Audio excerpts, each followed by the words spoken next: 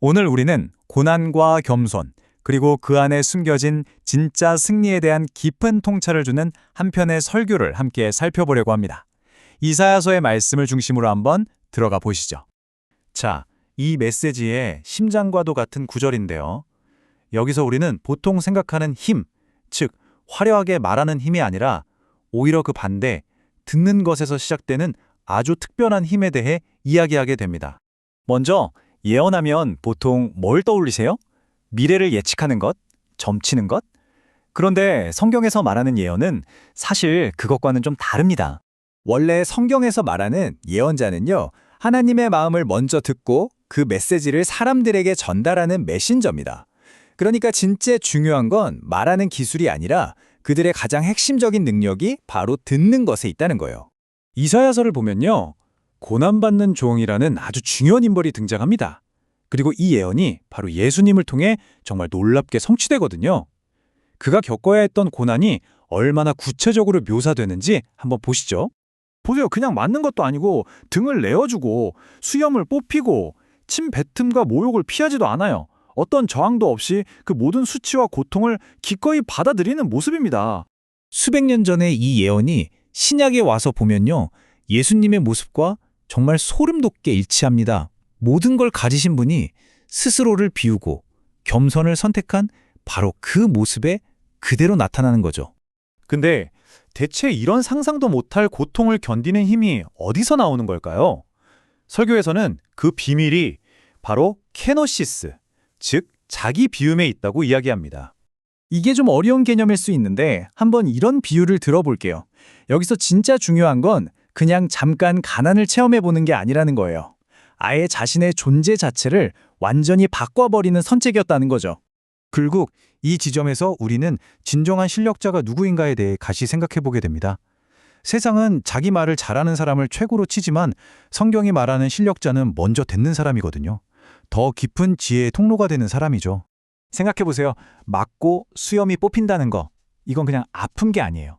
그 당시 문화에서는 한 인간에게 줄 수 있는 가장 깊은 수치심을 안겨주려고 의도된 행동이었습니다. 그런데도 보세요. 그는 흔들리지 않고 이렇게 선포합니다. 주님이 나를 도우시니 나는 부끄러움을 당하지 않을 거라고요. 이 담대함은 스스로에게서 나오는 게 아니었어요. 절대적인 신뢰에서 비롯된 거였죠. 자, 그럼 이 오래된 이야기가 오늘을 사는 우리와는 무슨 상관이 있을까요? 여기서 설교는 아주 중요한 개념, 바로 상처 입은 치유자라는 개념으로 우리를 초대합니다. 우리가 살면서 억울한 일을 당하거나 오해받거나 마음의 상처를 입을 때가 있잖아요. 그럴 때 우리는 뭘 붙잡아야 할까요? 설교는 이런 내면의 대화를 제안합니다. 밖으로 분노를 터뜨리거나 절망에 빠지는 대신 안으로 이렇게 다짐하는 연습을 해보는 거죠. 하나님이 날 아시니까 괜찮아. 나를 위해 수치를 당하신 주님이 내 안에 계시니까 괜찮아. 나를 옳다고 해주시는 분이 바로 곁에 계시니 난 괜찮아 하고요. 이게 바로 핵심인 것 같아요. 우리의 가치는 우리 자신이 얼마나 완벽하고 강한지에 달려있는 게 아니라는 거죠. 깨지기 쉬운 질그릇 같은 우리 안에 바로 그 안에 담긴 보물 때문에 우리가 귀하다는 겁니다. 이 모든 이야기, 이 원리가 가장 극적으로 폭발하는 순간이 있습니다. 바로 예수님의 생애 마지막 주 예루살렘에 입성하시는 바로 그 장면이죠.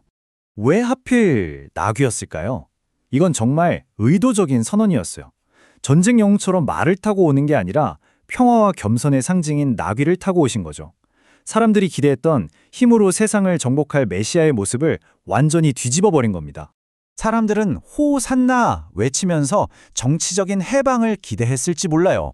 하지만 예수님은 칼과 힘이 아니라 희생적인 사랑으로 세워지는 전혀 다른 종류의 나라를 보여주고 계셨던 겁니다.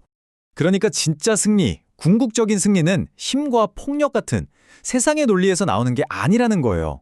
사랑과 희생, 그리고 부활이라는 하나님의 논리에서만 발견되는 거죠. 세상이 보기엔 가장 약해 보이는 겸손을 통해서 가장 위대한 승리를 이룬다는 것. 이게 바로 이 이야기의 놀라운 역설이고 핵심입니다. 자, 이 이야기는 이제 우리 각자에게 질문을 던집니다.